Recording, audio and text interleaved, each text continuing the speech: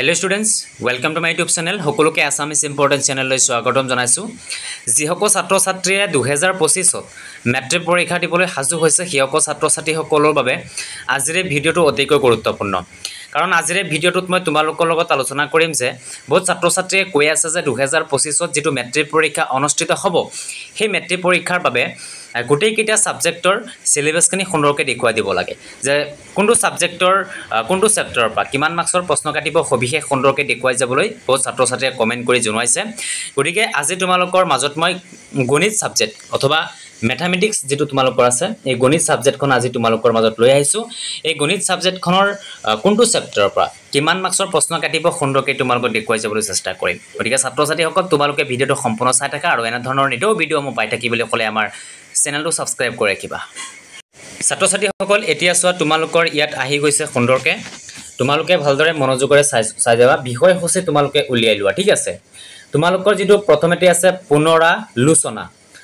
পুনৰালোচনা ইয়াৰ পৰা তোমালোকৰ মাৰ্ক থাকিব 6 মাৰ্কৰ প্ৰশ্ন তোমালোকৰ এই প্ৰথমতে পুনৰালোচনাৰ পৰা কাটিব ঠিক আছে। এতিয়া আছে 1 নম্বৰ বাস্তৱ সংখ্যা। এই বাস্তৱ সংখ্যাৰ পৰা তোমালোকৰ মাৰ্ক থাকিব 5 ঠিক আছে।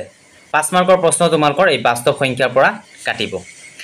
তাৰ পিছত তোমালোকৰ দিয়া হৈছে 2 নম্বৰ চোৱা বহুপদ যেটো তোমালোকৰ আছে এটো এই বহুপদৰ পৰা তোমালোকৰ মাৰ্ক থাকিব 8 মাৰ্কৰ প্ৰশ্ন তোমালোকৰ এই বহুপদৰ পৰা কাটিব।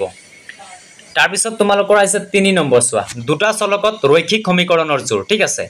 দুটা চলকত ৰৈখিক সমীকৰণৰ জোৰ 3 নম্বৰ যেটো আছে ইয়াৰ পৰা তোমালোকৰ মাৰ্ক থাকিব 7 মাৰ্কৰ প্ৰশ্ন পৰীক্ষাত কাটিব ঠিক আছে। তাৰ পিছত তোমালোকৰ আহিছে 4 নম্বৰ চেপ্টাৰ দ্বিঘাত সমীকৰণ।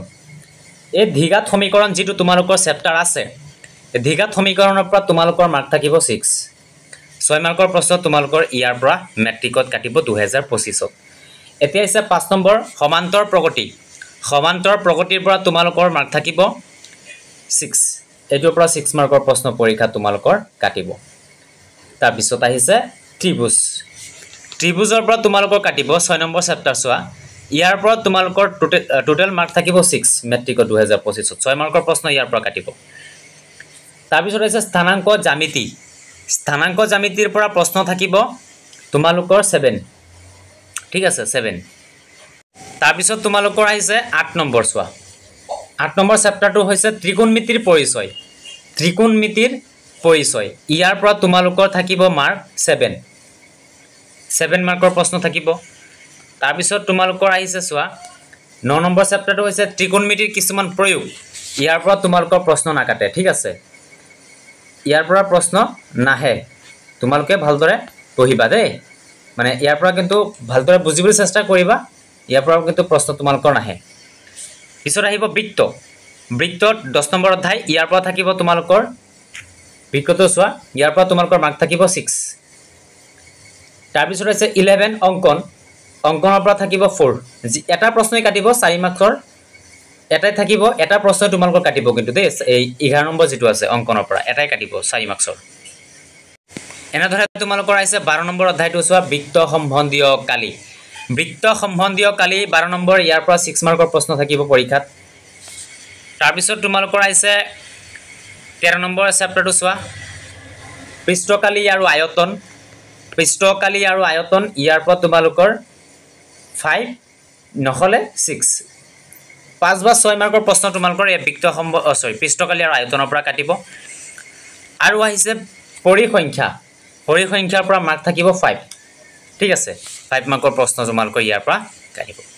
গতিকে এই 14টাই আছিল তোমালোকৰ দিবলগীয়া চেপ্টাৰৰ মানে সিলেবাসখিনি সুন্দৰকৈ তোমালোকে পঢ়ি যাবা 2025 ত মই গোটেইকেইটা চেপ্টাৰৰ পৰা কমন কুৱেশ্যন এনসাৰ সুন্দৰকৈ পিছৰ ভিডিঅ'ত তোমালোকক দি যাবলৈ চেষ্টা কৰিম। আজিখিনিতে সমাপ্ত কৰিলোঁ ধন্যবাদ।